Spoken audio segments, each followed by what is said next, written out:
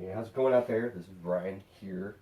I'm going to do a little bit of a quick tip on this New Year's Day. This happens to be January 1st of 2020. But I want to share a few tips with you guys. If you're out there on your own, kind of making your own training plans, if you've seen anything in this group or anything about what I do in coaching and developing plans for athletes over several years, 10 plus years of doing this stuff, being self-coached and then making plans for other people, I've come up with a few different tips, kind of the overall guidelines and outline of how to make a training plan and how to be successful about it. It's not the real nuts and bolts, but we're just going to talk real quick about a few bullet points. And they are: allow time to build. Now, I'm not talking about building the actual plan, but I'm talking about in the plan, if you're starting here and your race is over here, you're going to have some time to build up to the distance before you do your race. So it's a 70.3, 140.6.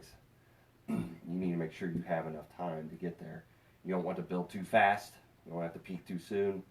Or if you got a long period of time, that's kind of something else to work out through.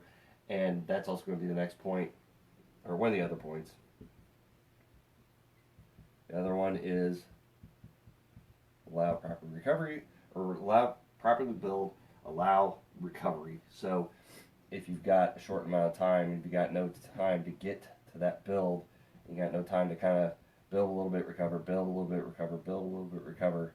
And if you're just going into your race and you're just one big long build, you're going to end up fatigued, you're going to end up chronic fatigued, overtrained, and you're going to be burnt out and possibly injured too. So you got to be watching out for that. Make sure you have recovery built into your plan. You can always use races as training.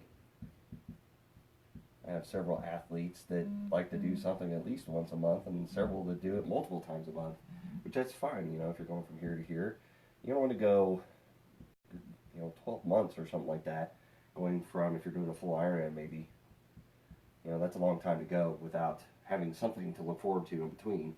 So there's little build periods. You can do a race, and kind of recovery, build, race, and kind of, do it if you need to. But most of the time, it's okay to use races as training as well. So if this is like a Olympic, or say you got a half marathon early in the season like that, even if you got a full marathon, you're doing a 140.6, as long as you got enough time to recover and build back up and do the proper training and everything, you can work it in there. So don't treat every race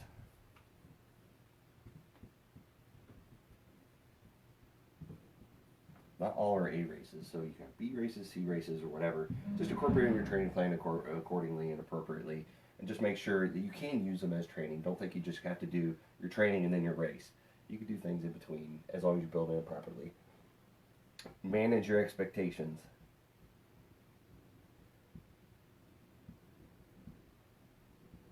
I'm sorry for my horrible handwriting, but manage expectations of the races.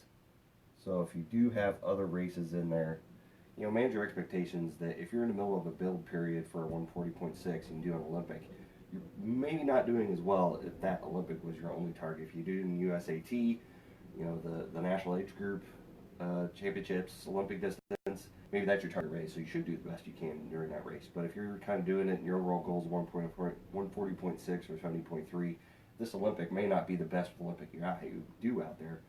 Now, it may be because maybe this is the first time you're doing a full Ironman and you've added a lot more volume, a lot more intensity and things than you had before in the past. So maybe you will, but manage your expectations of those races that are kind of in between where you're at and where your goal race is. And the last one is, don't let the big race be the only race.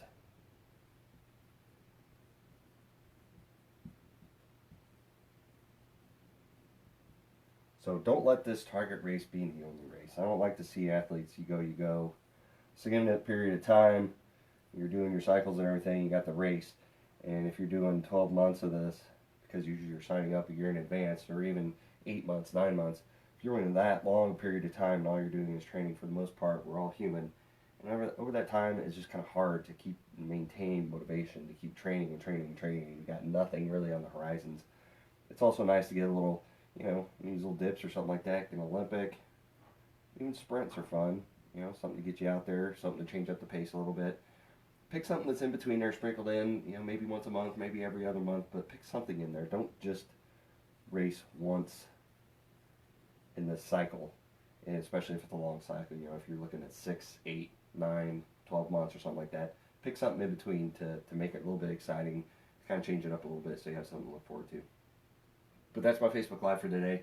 That's my quick tips. Hopefully you found them useful. If you have any questions or anything, put it on the comments, and hopefully everybody had a good new year and a good 2020 ahead of us. Talk to you later.